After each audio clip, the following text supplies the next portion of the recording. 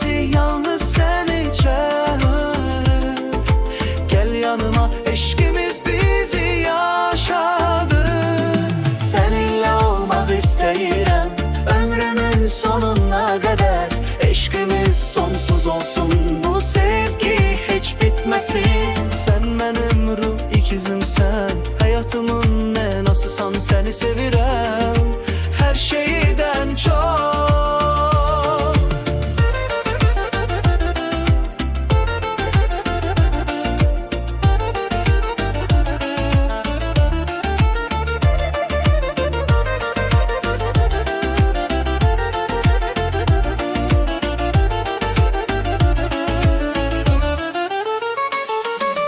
Senin gözlerinde gördüm eşkin parlak ışığını.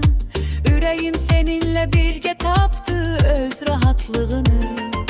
Her sözün, her toxunuşun ruhumu oxşayır. İndi seninle hayat mənə işıqlı görünür. Her nefeste seninleyim, sensiz bir gün beyelle. Yoksa bu hisler beni kanatlandırır, seninle uçabilirim. Kalbimin sesi yalnız seni çağırır.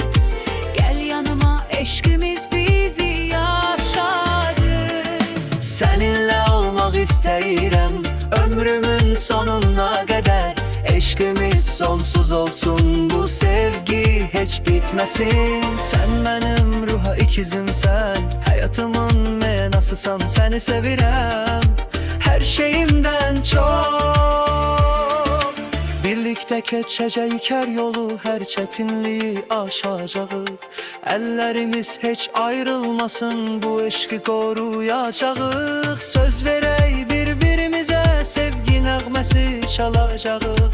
Bu dünyada en güzel eşki birlikte yaşayacağıq.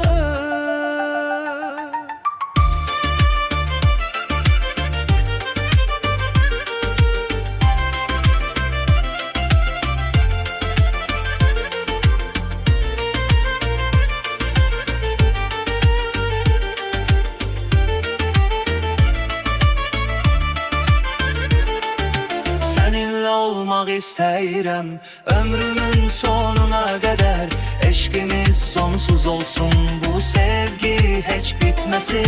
Sen benim ruh ikizimsen, hayatımın ne nasılsan seni sevirəm her şeyimden çok. Sevirəm, sevirəm. Her şeyimden çok.